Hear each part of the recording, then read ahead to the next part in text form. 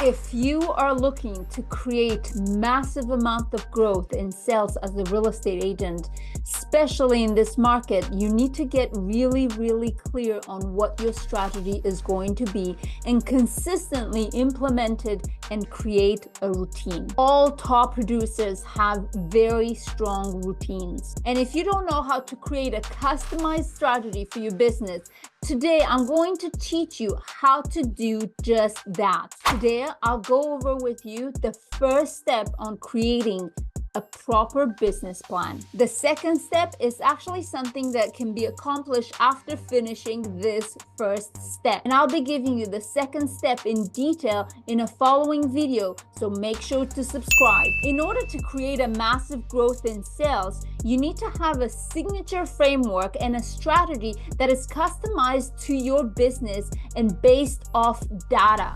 And if you're not collecting data and track your numbers and your activities, you may want to consider starting that right now. You really can't improve what you don't track. Your strategy also has to be based on your ideal client, the kind of services you're providing in real estate space, your lifestyle, your wants, and your needs. Let's talk about this concept that clarity and consistency creates speed. The mismanagement of your energy systems, the chronic worrying loop, and excessive overthinking comes from the lack of clarity. Clarity will give you passion, and passion will give you the strength and the excitement to keep going at times when you feel like giving up. A lack of clarity creates the perfect environment for try and error situation, which really slows down your momentum and your sales. The first step in creating your own framework is to understand that becoming a successful real estate agent requires your full commitment and attention. You have to have 100% conviction on who you want to become and have an absolute certainty that you will become that person. This alignment makes you very powerful. Power you will rely on a daily basis as you're being challenged by the process. If you have doubts that you should be or not in this industry, just stop right here, right now. Sort that out and then move forward. If you don't deal with that first, you won't be able to succeed in this business. Sell yourself every day into what you are doing and why you're doing it. It should be part of your daily routine through meditation, affirmation, prayers, listening to motivation podcasts, books, whatever works for you. The second step in creating your own framework is to understand that creating a vision board is not sufficient. And Mel Robbins said it so well. If you look at anyone's vision board, all you see is the $10 million beach house, the Maserati, the finishing line at the New York City Marathon, and all of these things that you hope and you dream for. Here's the reason why that's a huge mistake. If the only things that you're seeing on your vision board are the things that it's going to take you 10, 20, 30 years to get done, as you sit in your studio apartment or in your spare bedroom of your parents and you stare at the $10 million beach home, oh my God, that feels so far away. Instead of that vision board keeping your dreams front and center, that vision board is rubbing it into your face and it's not motivating you at all. Why? Because manifestation is not just hoping and wishing. Manifesting is training your mind, body, and spirit to do the work to manifest the beach house a reality. You need to start visualizing the hard and the scary and get comfortable with that. The irritating steps and the boredom repetition is going to get you where you want to be. That's what we're going to talk about today. What should be on your vision board and what you should be looking at every day. And that's your business plan and your schedule. Today we're going to talk about the business plan, and in a future video we're going to talk about your schedule. And why is it important to have these two center in front? Because your daily discipline represents 100% freedom. If you have structured discipline in your life and you start doing the things that you don't want to do first, you're going to free yourself of all the different pain that comes with not getting your goals accomplished. Stop fighting the process. Just accept the tasks that you need to do every day and find a way to make it fun to complete them. It's just a mental game. The third step in creating your own framework is not to compare yourself with anyone's framework. It's so easy in this industry to have the shiny object syndrome, where you see an agent being successful at something and you're like, oh my God, I'm gonna do that. And then you see someone else doing something different and you're like, oh my gosh, I'm gonna do that. The plan of action for your business will have to accommodate first and foremost your lifestyle and your goals, because there's no such thing as one fits all. If you're a single parent living in the suburbs with multiple family responsibilities, 3 kids, soccer and dance classes every day, your plan and your goals will look very different than someone who's a single individual living downtown with very little responsibilities other than themselves. So let's start this customized framework. Family first. Family first. First thing first. Create your vision by involving your spouse and your children or anyone that's having any involvement in your life.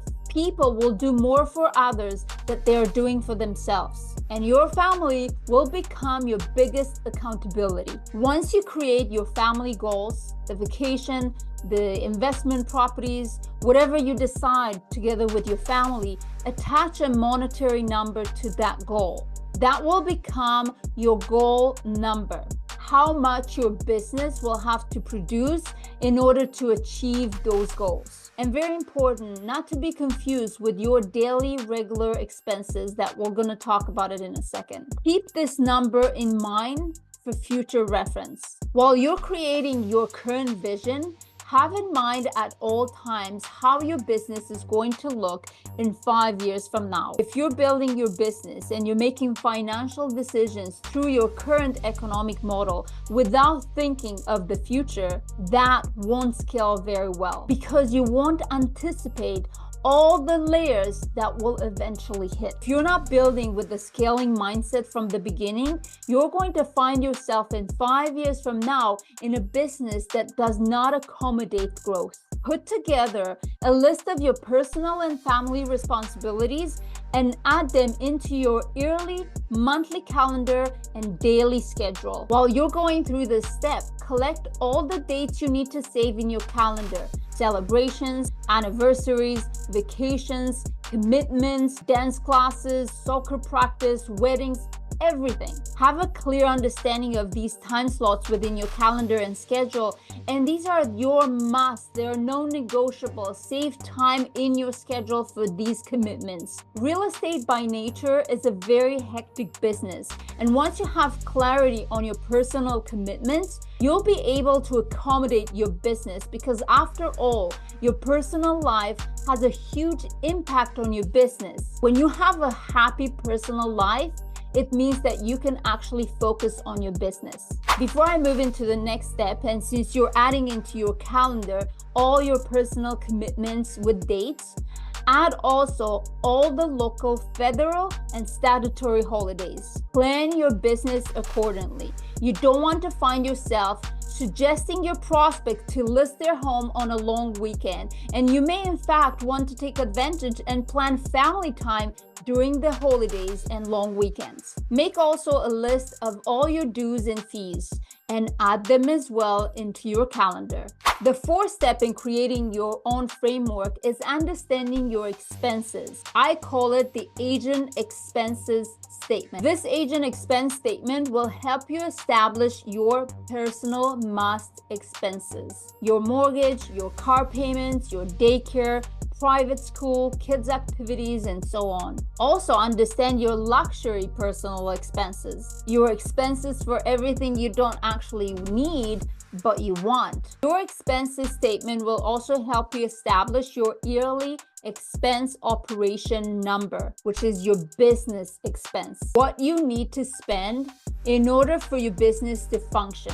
Very important, this exercise will help you understand if you're spending money in areas that you have very low or no ROI, return on investment. All of these activities should be revised, readjusted, or drop. Your personal number plus your business operation number plus your goal number plus income tax percentage represents your life number. The life number is what your real estate business needs to produce in order to support your lifestyle. This number is a collective number as a whole, as a family. Now, let's say you have a spouse or a partner and they earn an income that contributes to the entire family. Get that number and deduct that number from your life number. For example, your life number for 2025 is $300,000 and your spouse is bringing in yearly $150,000. Take your life number of $300,000 minus your spouse income of $150,000, and that's equal $150,000.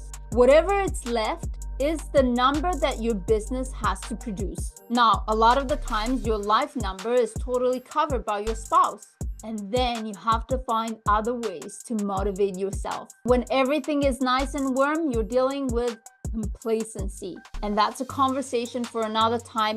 I actually have a video about that. Go and check it out. The fifth step in creating your own framework is to understand that there are multiple ways of generating business in this industry that will take you to the same place, which is closing transactions. So it is imperative to first figure out what method fits the best your personality, your lifestyle, and personal circumstances the best.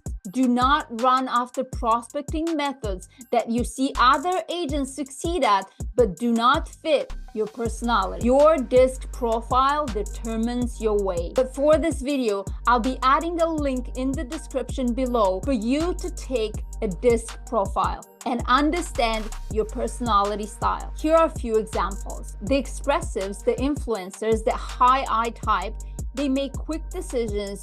They're the ones who go and have great relationships and build their business based on relationships. They're really good at hosting events, buyer seminars, client appreciation events. They love and they're good at social media. They love volunteering in their community. The drivers, the high D dominants, are also very quick decision makers. These agents are really good at cold calling, door knocking, for sale by owners and expirers, circle prospecting, home builders, pre-construction, sponsoring events, agent-to-agent referrals. High S's are amiables and they're really good at home buyer seminars, networking events, talking and making relationships with business owners within the community. They're really good at farming. Unlike expressives, they prefer smaller groups of individual and the individual attention, and they really like getting people gifts and handwriting notes. And then we have the high C's, which are analytical, and sometimes they're deemed as more introverted, and they're really good at online leads, creating funnels and CRMs and wholesaling, and really good at door knocking and cold calling and for sale by owners. Pick two things that are going to help you with your personality styles and double down on that. Depending on your way of generating business, your calendar, schedules, and activities will look very different. It is important to mention that jumping from one method of generating business to another without giving the right amount of time to master that method, or without skill improvement commitments, you will kill your business faster than any other mistakes you're going to make in this business. I highly recommend to have a second pair of eyes on your business assessment before determining that that method should be dropped and you run over into the next shiny method. Regardless of your personal commitments, lifestyle, and prospecting methods, the most important decision you make as an entrepreneur is to determine the price of your time. Your ability to control how you spend your time must level up. How you spend those hours plays a significant role on how fast and how efficient your business develops. By far, the most common and biggest mistake I see agents do when allocating time to different daily activities is failing to understand that we are professional decision maker uppers. Our job is to get a buyer and a seller in a room and help them make a decision, a yes or a no. We want a yes or a no. We don't want a maybe. We have to move people to a decision. So your job is to get in front of people every single day, And only that way you can make money in this business. And I'm not 100% sure when this industry became so confused that agents no longer understand that in order to cash a commission, you have to move inventory. So if you're not spending 80% of your time on creating opportunities that allow you to be in a room with a buyer and a seller in order to move inventory, there's no wonder why you're not seeing results. Conclusion: stop spending time in non-money making activities and start identifying your money-making activities. What better way to understand how you spend your time and your conversion than to review your previous year? If you've been tracking your activities, this should be a very easy exercise. If not, consider tracking your activities and numbers moving forward. You cannot improve what you don't track. This is your ROI step. Understand where your business is coming from, how much time, effort, and money you spend in activities that produce or have not produced the desired outcome. This way you will establish where change and improvements are needed. The outcome should always translate in transactions. 300 people you met door to door, you converted 3 transactions, that's $40,000. You spend $10K on online leads and transition in 5 transactions, that's $60,000. You did 5 social media seminars that translated in 2 transactions, that's equal with $30K. During this exercise, you will determine the amount of money you spend, the amount of time you spend, and the monetary reward on your efforts. A big part of this exercise is to establish where and how you will improve your performance moving forward. For example, developing better communication skill will result in higher conversion. Now, pull up your calendar one more time and add in there the days that you're going to be spending on personal and business development, your seminars, courses, coaching calls, Zooms, down to the daily script, role play, and market study. The 6th step in creating your own framework is to have a clear business plan that reflects your numbers. Based on your life number we established earlier that includes your must expenses, your want expenses, and your business expenses, and based on your previous average sales price, average commission, and average contacts made, you will have to establish the new number of transactions that you will need to complete in the upcoming year in order to achieve your goals. For example, you know that you want to make $500,000 next year, and you know in order to make that amount, you need to close 24 transactions. Because you've been tracking your numbers, you know that for every 3 appointments, you have a signed contract, and you also know that it takes you 300 people to talk to in order to get 3 appointments. So if you want to close 2 transactions per month, you need to go on 6 appointments per month. And if you want to go on 6 appointments per month, you need to talk with 600 people per month. It's that simple. Now that you know how many transactions you need to close to cover all of your expenses, and based on your conversion, number of appointments versus contract signs, and contracts versus appointments, you will be able to determine the exact number of people you need to talk in a year to achieve your goals. If you need to talk with 600 people per month, times 12, you will need to talk to 7,200 people in a year. Keep in mind that this business is still a contact game. How many people you get to talk, and you get to ask them if they need to buy or sell in real estate. In order to close transactions, you need to be in the room with a motivated buyer or seller. And at some point, those buyers and sellers were just contacts that became leads, and they become clients, and they become closed transactions, and they become paychecks that get you to the beach home and the Disneyland vacation you plan for your family. All of these numbers and data are going to tell you how you're going to spend your time on a daily basis and how your daily schedule is going to look like. Because now you know you need to talk to 600 people per month in order to make $500,000 in real estate.